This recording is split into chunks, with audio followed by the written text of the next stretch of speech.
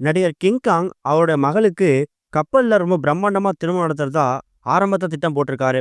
ஆனா ஒரு சில காரணங்களுக்காக அவரோட திட்டத்தை மாத்திட்டு இப்ப சென்னையில இருக்கக்கூடிய ஒரு மகால்ல திருமணம் செய்து ஏற்பாடு செஞ்சிருக்காராம். அதோட விவரத்தை அந்த வேலை பார்க்க போறோம். தமிழ் சினிமாவில் ஒரு காலகட்டத்துல ஒரு பிரபலமான காமெடி நடிகரா வலம் வந்தவர் தான் கிங்காங். ஷங்கர் ஏழுமலை ஏற்பெயர் இருக்கக்கூடிய இவரு கிங்காங் அப்படின்னு சொல்லக்கூடிய ஒரு கதாபாத்திரம் நடிச்சது மூலியமா தான் இவருக்கு இந்த ஏற்பெயர் வந்து கிங்காங்னா மாறிடுச்சு. இப்ப நிறைய பேருக்கு கிங்காங் அப்படின்னு சொன்னாதான் இவரை தெரியும். ரஜினி உட்பட எக்கச்சக்கமான டாப் ஹீரோஸ் படத்துல சில முக்கியமான கதாபாத்திரத்தை நடிச்சிருக்காரு அப்படிங்கிறது கவனிக்க வேண்டியது. அப்படிப்பட்ட கிங்காங் கடந்த சில வருஷங்களாவே சினிமா விட்டு ஒதுங்கி இருக்காரு. இன்னொரு பக்கம் கிடைக்கக்கூடிய ஈவெண்ட் எல்லாமே அட்டன் பண்ணி வந்துட்டு இருக்காரு. இந்த மாதிரி சுச்சுவேஷன்ல தான் மகளுக்கு ரொம்ப பிரம்மாண்டமா திருமணம் ஏற்பாடு செஞ்சு வந்துட்டு இருக்காரு. ஜூலை 10ஆம் தேதி சென்னை அசோக் பில்லைல இருக்கக்கூடிய எம்பிகே திருமண மகால்ல தான் மகளுக்கு திருமண ஏற்பாடு செஞ்சிருக்காரு.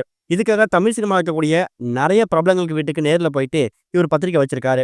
இந்த மாதிரி சுச்சுவேஷன்ல தான் மகளுக்கு கப்பல்ல திருமணம் பண்ணி பார்க்கணுங்கிறது அவரோட நீண்ட நாள் ஆசையாகவும் இருந்திருக்கு.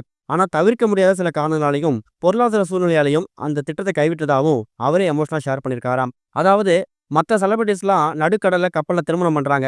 எவ்வளோ செய்திகள் நானால பார்த்துட்டு இருக்கோம். அதே மாதிரி நம்ம வீட்ல எங்க வீட்ல யாராவது ஒரு நபருக்காவது கப்பல்ல திருமணம் பண்ணி பார்க்கணுங்கிறது எனக்கு ரொம்ப நாள் ஆசையாகவும் இருந்துச்சு.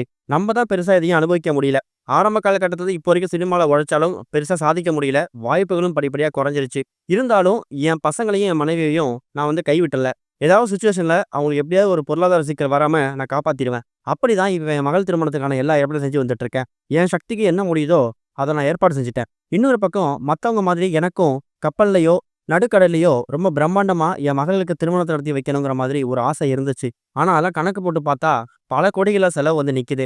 இதெல்லாம் வீண் செலவு அப்படிங்கிற நான் புரிஞ்சுக்கிட்டேன். கல்யாணம் அப்படிங்கிறது அத்தியாவசியம் தான். அது ஆடம்பரமா மாறிடக்கூடாது. அதுல என் மகளுக்கு இப்படிப்பட்ட திருமணத்தை நடத்துறதுக்கு 10 பேருக்கு நான் சாப்பாடு போட்டுருவேங்கிற மாதிரியும் 10 குடும்பங்களுக்கு வந்து நான் ஏதாவது ஒரு ஹெல்ப் பண்ணுவேங்கிற மாதிரி தான் அவர் எமோஷனலா ஷேர் பண்ணியிருக்காராம். என்கிட்ட கண்டிப்பா ஹெல்ப் பண்ற அளவுக்கு பணம் இருந்திருந்தாலும் அந்த ஹெல்ப்பை பண்ணிட்டு அதுக்கப்புறம் தான் நான் அந்த கப்பலெல்லாம் திருமணம் வைக்கலாமா வேணாமா முடிவு பண்ணியிருப்பேன். அந்த மாதிரி சுச்சுவேஷன்ல என் குடும்ப சூழ்நிலை இல்லைங்கிறத அவரே ஓப்பனா ஷேர் பண்ணியிருக்காரு. இது ஒரு பக்கம் இருக்க இயக்குனர் ராம் இயக்கத்துல இது வரைக்கும் 4 திரைப்படங்கள் வெளியாகி இருக்கு. கட்டத தமிழ், தங்க மீன்கள், தரமணி, பேரன்பு.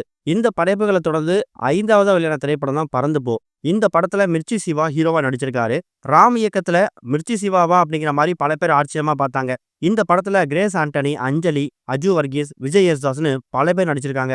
இந்த திரைப்படம் கடந்த வாரம் 3BHK படத்தோட ரிலீஸ் ஆச்சு. கடந்த வாரம் திரைக்கு வந்த திரைப்படங்கள்ல 3BHK திரைப்படத்துக்கும் பறந்து போ திரைப்படத்துக்கும் எபோவ் ஆவரேஜ் அப்படிங்கிற மாதிரி தான் நல்ல விமர்சனம் வந்துட்டு இருக்கு. கடந்த வாரம் வெளியான இந்த திரைப்படத்துக்கு நல்ல வரவேற்பும் கிடைச்சி வந்துட்டு இருக்கு.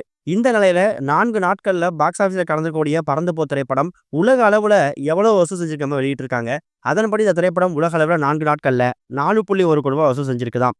இது வரைக்கும் கனெக்டிங் டிவிக்கு சப்ஸ்கிரைப் பண்ணனா மறக்காம சப்ஸ்கிரைப் பண்ணிக்கங்க. உடனடி அப்டேட்ஸ் பெறுவதற்கு நோட்டிஃபிகேஷன் பெல்லையும் கிளிக் பண்ணிக்கங்க.